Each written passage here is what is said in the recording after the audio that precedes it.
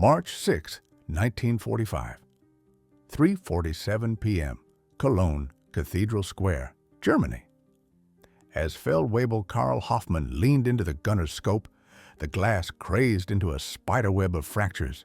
Through the splintered view, he tried to read the shape pushing out of a street littered with masonry and steel. For 3 years, he had drilled American tank silhouettes into memory. The tall-sided Sherman with its stubby 75, the little Stuarts that Tiger crews joked were toy Panzers. Even the scarce jumbo Shermans. More armor, yes, but still unable to crack a Tiger's front beyond 500 meters. This thing was none of those. "Das ist kein Sherman," he whispered over the intercom, and there was a tremor in his voice his crew had never heard. "That's not a Sherman." Through the cracked lens he caught the barrel, longer, thicker than any U.S. tank gun he had ever seen. The hull rode lower and sharper. Plates sloped as if poured and shaped rather than stitched by welds. The turret looked oversized for the chassis, as though someone had strapped an anti-aircraft cannon to a tank body. Recognition charts, training silhouettes, intelligence briefs. He ran the mental deck at speed. Nothing matched. In 18 seconds, Hoffmann's crew would become among the first Germans to learn the Americans now had a tank that could kill them from any distance, from any angle. A Panther under Wilhelm Bartelborth of Panzer Brigade 106 had learned that lesson 3 minutes earlier. Its 5 men never managed to report what hit them. The M26 Pershing's 9mm M3 spoke first. The armor-piercing shot left the muzzle at about 853 meters per second, covering the 120 meters between hulls in less than a blink. It hit square on the turret face. That 100mm slab, plate that had shrugged off Shermans in France and Belgium, split with the strike. Still heavy with kinetic energy, the 90mm round tore through the fighting compartment before it burst. In moments like this, the math of Allied victory wasn't written in plans on paper, but in factory totals and brutal collisions that stripped soldiers of old assumptions about enemies, homeland, and cause. German tank superiority had been written in steel and blood since the first Tiger I rumbled near Leningrad in August 1942. For 2.5 years, heavy crews lived inside machines that seemed to bend the rules of armored war. Their 88s could kill any Allied tank beyond 2 kilometers. Their armor, 100mm on the nose, 120mm on the turret, made them nearly immune to standard Allied guns at ordinary ranges. The psychological edge matched the mechanical one. Veterans of Schwer Panzerabteilung 506 talked about a feeling close to invincible in a Tiger. The numbers made sense. The M4 Sherman's 75mm M3 could pierce a Tiger's front only inside 100 meters, and even then, it took special rounds and perfect angles. By contrast, the Tiger's KWK 3688mm would break a Sherman's front at 2,000 meters. By December 1944, crews had polished tactics to squeeze every drop from that edge. Tigers and Königstigers, set up at maximum distance, put their fine optics and long guns to work, and wrecked Allied tanks before they were dangerous. One Tiger could hold up an entire advance. The best-known case was Villers-Bocage in June 1944, when SS Oberscharführer Michael Wittmann's single Tiger destroyed 14 tanks, 2 anti-tank guns, and 13 other vehicles in under 15 minutes. Wittmann died that August, months before Pershings arrived, but the aura of superiority lingered far beyond the battlefield. Allied crews developed Tiger fever, seeing Tigers where there were none and over-reporting contacts. German heavy crews painted kill rings like fighter aces and began to believe they could not be touched. What they couldn't know was that 8,000 kilometers away, Detroit Tank Arsenal, and other plants, American engineers had been pushing a program since September 1942 under the label T-26. The goal was blunt: break the myth of German invulnerability. The path to the M26 Pershing began with a bitter truth. U.S. tank design had fallen behind. The M4 Sherman, backbone of American armor, was a 1941 design built for a world where the scariest German machine was a short-barreled Panzer IV. By the time Shermans met Tigers in Italy and Normandy, they were outclassed in firepower, protection, and reach. So the Pershing effort became a crash program. 14 prime contractors, 300 subcontractors, more than 50,000 workers across 22 states. Fisher Body, turning out Shermans at Grand Blanc, Michigan, was told to retool for a new heavy. The changes were sweeping: new turret casting methods, a completely different transmission, and, most important, the 9mm gun that had lived in tank destroyers and anti-aircraft mounts. That 90mm M3 was a compact marvel. Bred from a successful AA piece, it threw a 24-pound armor-piercing shot at over 2,800 feet per second. The standard M82 APC would punch about 119mm of armor at 500 yards, enough to threaten a Tiger's front at fighting ranges. The newer T-30 EE-16 HVAP, with a tungsten carbide core, could bite through around 221mm at the same range. Dangerous, even to a Koenigsteiger. The whole effort ran under deep secrecy. At Fisher, workers were told they were improving a Sherman. Parts were built in separate plants, so few could see the whole design. When the first 20 Pershings shipped in January 1945, they were logged as heavy maintenance gear and tarped. January 15, 1945, New York, port of embarkation. In darkness and under tight guard, 20 M26 rolled into the holds. Tanks were wrapped in waterproof sheathing and tagged with false codes. Crews had trained in isolation at Fort Knox since November and signed secrecy oaths under penalty of court-martial. The crossing took 11 days through U-boat waters. Pershing sat hidden behind lines of ordinary Shermans. Even most sailors didn't know they were aboard. The men drilled on German recognition charts and practiced the cover story replacements for standard Sherman units. They reached Antwerp on January 26th, again at night, and were shuttled by special trains to the 3rd Armored Division's maintenance area near Durin, Germany. There, crews finished prep, while Major General Morris Rose briefed battalion commanders personally on the new weapon. On February 25th, the first 4 Pershings were assigned to 3rd Armored's push toward the Rhine, one per task force masked among Sherman companies, with strict orders not to engage unless German heavies appeared. Painted olive drab with normal unit marks, they still stood out to trained eyes. Longer guns, lower lines.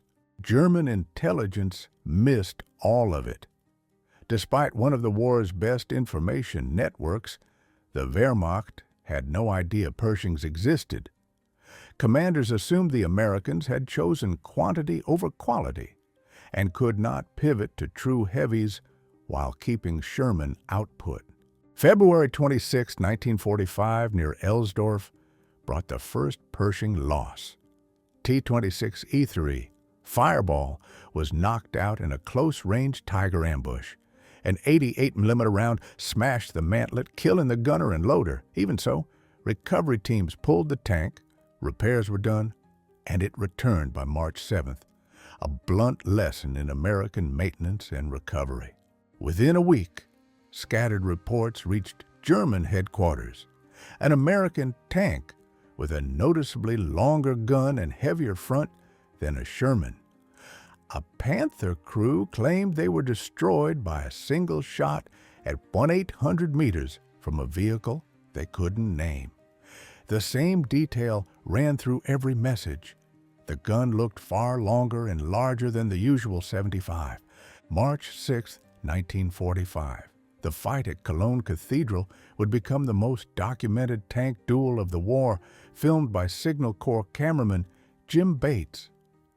That morning, German armor covered the square.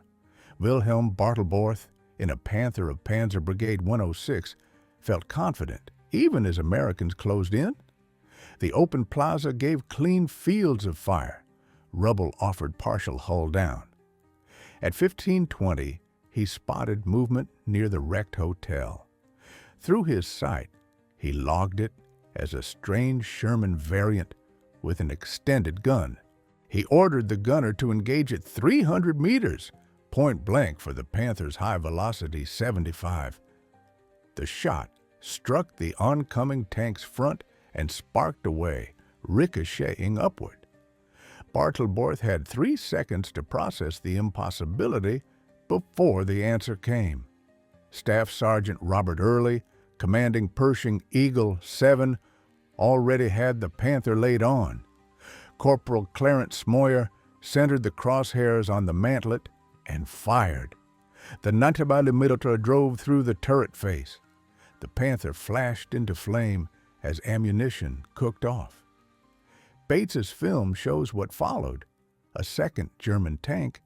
Accounts differ whether another Panther or a Tiger tried to engage and was also frontally killed by a single Pershing shot. The exchange lasted less than 5 minutes, but it proved American tanks could now meet German armor on equal terms. The Cologne losses triggered an intelligence crisis in the Wehrmacht. Oberkommando West rushed out orders demanding immediate reports on any encounters with new American heavies, with full descriptions and estimated capabilities. Replies painted a picture commanders did not want to see. Multiple crews described U.S. tanks with 90mm class guns and heavy frontal protection, killing Panthers and Tigers beyond 1,500 meters. Many called it the long gun Sherman. Unwilling to accept it might be a completely new American tank. That misunderstanding lingered for weeks, leading to errors as crews tried to fight Pershings with anti-Sherman tactics. Training infrastructure couldn't keep pace. Schools had no data. Recognition charts did not exist. Manuals still assumed American guns could not penetrate German heavies from the front. By mid-March 1945, around 20 Pershings were operational in Europe, with more arriving weekly. The count was tiny, next to thousands of Shermans, yet the psychological effect outweighed the numbers. Men who had engaged Shermans with impunity now approached each fight with doubt. Kill ratios told only a sliver of the truth. In the handful of clashes where Pershings met German armor, results favored the Americans. But with only about 20 tanks in action, statistics proved little. Uncertainty did the damage. At range, crews could not reliably tell a Pershing from a Sherman, and hesitation cost them the first shot. Production math cut deeper. In early 1945, Germany struggled to build 100 tanks a month. By war's end, American plants had produced more than 2,000 M26. Fisher Body's Grand Blanc arsenal alone completed 1,739. Interrogations and captured papers taught German crews a harsher lesson. They faced not only a capable machine, but a nation that could replace losses at rates Germany could no longer imagine. When German engineers finally handled damaged Pershing components and examined knocked-out hulls, assumptions about U.S. design collapsed. The turret was a single massive casting, an industrial feat Germany had not matched at that scale. The Ford GAF V8 produced roughly 500 horsepower, with a reliability German engines rarely achieved. The transmission carried advanced features that looked overly complex, yet ran smoothly under stress. Nothing felt like a mere upgrade. Every part hinted at a leap. Stabilization let crews fire accurately on the move, something Tigers could not do. Power traverse could spin the turret a full circle in about 15 seconds. Optics stood nose to nose with German glass. Small details hit morale hardest. The interior felt roomy by German standards, with better crew ergonomics. Ammunition sat in wet stowage to reduce fires, something German tanks badly needed. Even little touches, padding, lights, showed attention to endurance and survival that German designs had sacrificed. Word spread through the Panzerwaffe, landing on spirits already thinned by retreat and shortage. The Americans had erased the last edge. Doctrine had rested on technology offsetting numbers. Defensive sites were chosen so Tigers and Panthers could open fire from ranges where return shots barely mattered. Offenses assumed heavy tanks could punch through with tolerable losses. Now, both pillars wobbled. Reports of breakdowns ending in abandonment climbed. Crews who once made field repairs under fire now marked vehicles irreparable at the first thrown track or empty fuel tank. Recovery teams found machines left for minor faults men would have fixed weeks earlier. As U.S. forces drove toward the Rhine in late March, German tankers faced an impossible calculus. They were told to hold bridgeheads, but they no longer knew what moved in the smoke ahead. Every silhouette became a gamble. Sherman or Pershing. Again and again the pattern repeated. Tanks that once stood their ground now backed away at first contact. Positions that should have held for days collapsed in hours. Materially, 20 Pershings among thousands barely moved the needle. Psychologically, they were a wrecking ball. By April 1945, armored resistance in the West had broken down.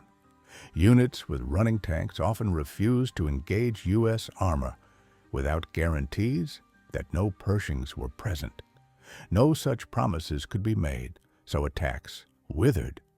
The fight for Dessau from April 21st to 24th showed the new reality. German defenders, with Panthers and Tigers still on hand, chose static ground and avoided long-range duels. The American assault, Pershings mixed among Shermans, met brittle, scattered resistance as crews preferred withdrawal to risking a duel with a possibly superior foe. Aces, with long victory tallies, abandoned their mounts rather than face Pershings. Rumor alone could move formations. The Panzerwaffe, that had conquered France and nearly broke the Soviet Union, no longer had the will to close. As resistance collapsed in late April and early May, thousands of tankers became prisoners. U.S. interrogations exposed the depth of the shock. Veterans said news of American heavy tanks marked a breaking point. For 3 years, they had lived by faith in their technical edge, even outnumbered, even in retreat. The Tigers' advantage made survival feel possible. Learning that Americans now had equal or better machines turned a hard war into a hopeless one, at least in their minds. Many admitted they never actually saw a Pershing in battle. Fear did the work. Not knowing whether shapes on the ridgeline were Shermans or Pershings changed every decision. The unknown became a weapon as real as steel. Only after the war did most grasp the scale of U.S. heavy tank output. Just 310 Pershings reached Europe before Germany fell, and around 20 saw combat. But total M26 production passed 2,200 by October 1945. Fisher Body built 439. Chrysler's Detroit tank arsenal added 473. Once lines converted, a Pershing rolled out in hours, while a Tiger took weeks. Across the entire war, Germany produced 347 Tiger, whilst in 492 Königstiger tanks. American output dwarfed that. The ability to pivot from Shermans to Pershings while keeping volume spoke to industrial flexibility Germany never matched. Survivors later pointed to U.S. heavies as the moment their confidence cracked. These were seasoned professionals, not green crews. They described a hinge in time. Before, faith in victory through superior tech. After, fighting only to survive, looking for any path to avoid combat. Other Allied advantages, numbers, air power, had been painful yet manageable. Crews adapted, move at night, hide by day, pick ambush ground. But parity in tank design, the card they had clung to since 1942, offered no tactical workaround. Nothing illustrated that collapse more than Königstiger behavior in the final weeks. The 68-ton giant, with its long-barreled 88 and seemingly untouchable nose, had been the pinnacle of German armor. Yet by April, many crews hesitated to engage American tanks. On paper, 150mm frontal armor and the big 88 still spelled superiority. In practice, the knowledge that Americans fielded heavies with powerful 90s froze decisions. Crews who once attacked aggressively now paused, unsure whether they faced Shermans they could bully or Pershings that could bite back. Post-war analysis showed how thoroughly German intelligence missed the Pershing program. Despite spies and signals intercepts, the Wehrmacht learned of the tank only when it appeared in combat. The deeper failure was conceptual, misunderstanding American industry. Germans knew the U.S. could build in huge numbers. They assumed that meant lower quality. They could not imagine a pivot to heavy tanks while keeping mass production speed. By April, armored resistance in the West was effectively spent. The mere presence of American tanks could prompt withdrawals, regardless of type. Commanders tried increasingly elaborate maneuvers to avoid contact. Vehicles were written off as mechanical losses after minor faults. Reports of enemy heavies appeared in sectors where reconnaissance later confirmed only Shermans operated. Ironically, the Pershing's reputation outran its realities. The tank had flaws, a transmission prone to trouble, a slower rate of fire than the German 88, armor that, though well-sloped, was thinner than a Königstiger's. In purely technical terms, the Pershing sat near the Panther, better in some areas, worse in others. It was not the superweapon many Germans imagined. But psychology does not read spec sheets. It responds to shattered assumptions. With so few Pershings in combat, precise kill ratios are statistically meaningless. The point was never the tally of destroyed hulls. It was the change in behavior. German crews believed Americans had reached parity or superiority, and they acted accordingly. The Pershing hastened surrenders in the final weeks.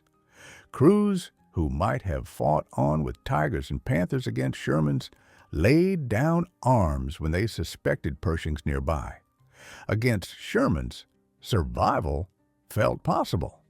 Against equal U.S. heavies, it felt like suicide. The pattern spread. Tankers, once among the Wehrmacht's most stubborn fighters, surrendered earlier and in larger groups.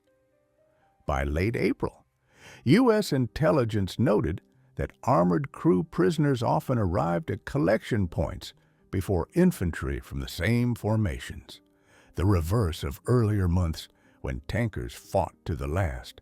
A sharp contrast appeared when units from the Eastern Front shifted west. Some formations had dominated Soviet armor, T-34-85s and even IS-2s, right up to March 1945. These crews arrived confident, then heard that American heavies might erase their edge. Effectiveness dropped fast. The cognitive whiplash was severe. How could they trounce Soviet tanks and yet face parity or worse against Americans? Many reached a grim conclusion. If the U.S. matched German tech while keeping overwhelming numbers, the force facing them was unstoppable. As details spread, stabilized gun, advanced transmission, crew-friendly layout, morale eroded further. An infantry phone on the rear hull let foot soldiers talk directly to tank crews, proof of thoughtful combined arms design. Wet ammo stowage reduced catastrophic fires. Each discovery suggested not just parity, but an engineering philosophy that prioritized survivability, coordination, and sustained combat, areas where German designs often compromised. For crews steeped in propaganda about inherent German superiority, this was not only tactical shock, but moral shock. In the last weeks, battles between German heavies and American forces showed a complete reversal of psychological momentum. Doctrine said, engage the most dangerous target first. But identification delays cost first shots. Seconds of hesitation proved fatal, whether the oncoming tank was a Sherman or a Pershing. Historians later argued that the Pershing's psychological effect on German armor was decisive beyond what raw numbers suggest. Operational readiness in the West had held barely in the 2 months before Pershings appeared. After the first report spread, readiness slumped. More tanks were lost to abandonment than to enemy fire. Deep belief in technological superiority had kept crews going through retreats and casualties. The Pershing shattered that belief. Without it, the will to fight drained away. Decades later, veterans repeated the same conclusion at reunions and in memoirs. Learning that American industry had produced heavy tanks was the moment they knew the war was truly lost. Museum placards today place Pershings next to captured Königsteigers and call them rough peers. Science cannot capture what men felt in 1945, a psychological revolution. The Pershing stood not just as a weapon, but as proof that American industrial democracy could match German quality while sustaining a flood of quantity. A few numbers frame the picture. Roughly 20 Pershings saw combat, making precise kill claims meaningless. Some 310 reached Europe before VE Day. Total M26 production topped 2,200 by October 1945. Germany built one of 347 Tiger and 492 Königsteiger tanks across the war. Fisher Body alone turned out 1,739 Pershings. Chrysler added 473. The disparity said aloud what the battles had already suggested. The psychological blow of U.S. heavy tanks dwarfed their limited battlefield presence. The last confirmed clash between German armor and a Pershing came in late April 1945. By then, the mental damage was complete. Tankers who had entered the war certain of their technical edge ended it facing an American industrial machine that had caught up. And there was more the Germans did not fully learn until after surrender. The Pershing was not an endpoint, but a beginning.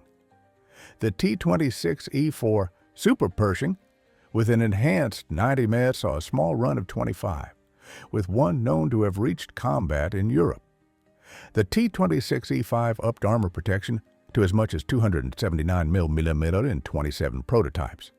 Heavier designs were moving on the boards. The T-29 with a 105 mm gun and the T-30 with a 155 mm. American tank design had not just closed the gap, it was accelerating and doing it while the factories kept humming. Production infrastructure told the deeper story. By April 1945, U.S. tank plants covered tens of millions of square feet of floor space. The Detroit tank arsenal on its own outweighed much of Germany's armored industry. Fisher Body retooled entire auto plants for tanks in months, a feat German industry never matched.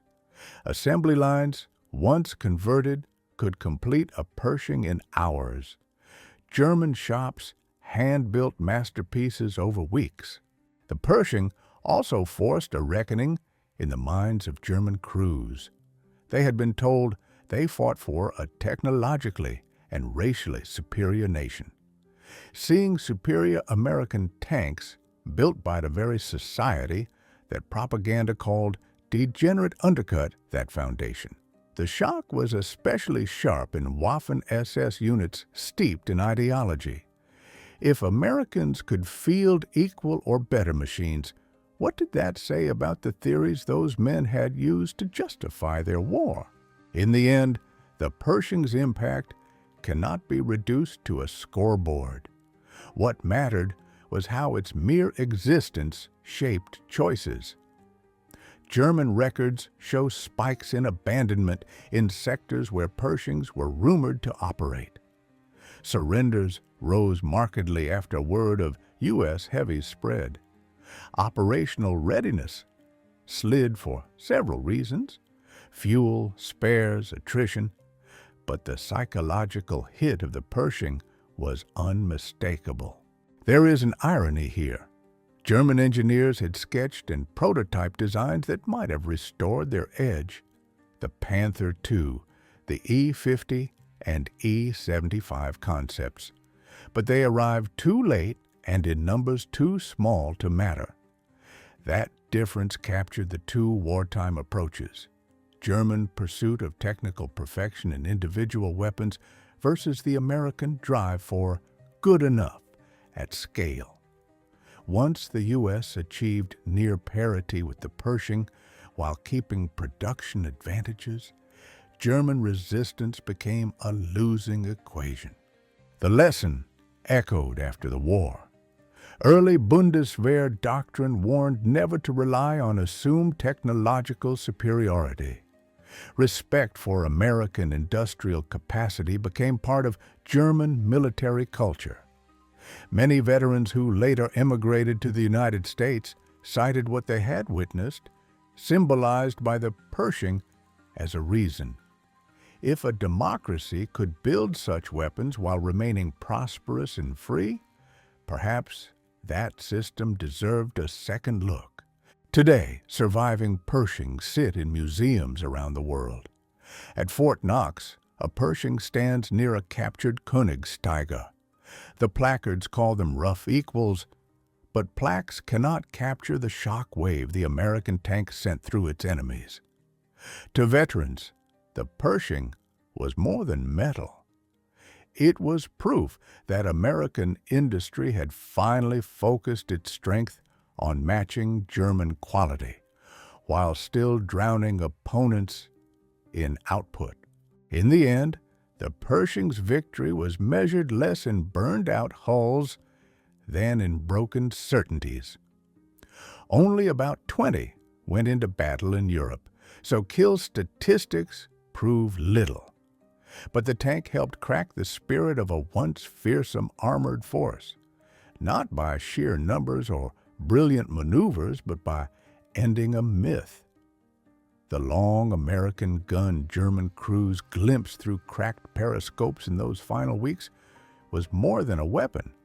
It marked the end of an era. Many never knew the caliber until it spoke, 90 millimeters. And with that sound, the myth of invincibility died. The hunters felt themselves become the hunted. Technological superiority is temporary. Industrial capacity and a culture of innovation endure. German tankers learned that lesson the hardest way.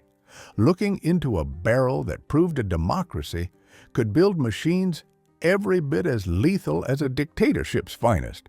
Perhaps not in overwhelming numbers at first, but in enough quantity and with enough promise to break the will of those who faced them.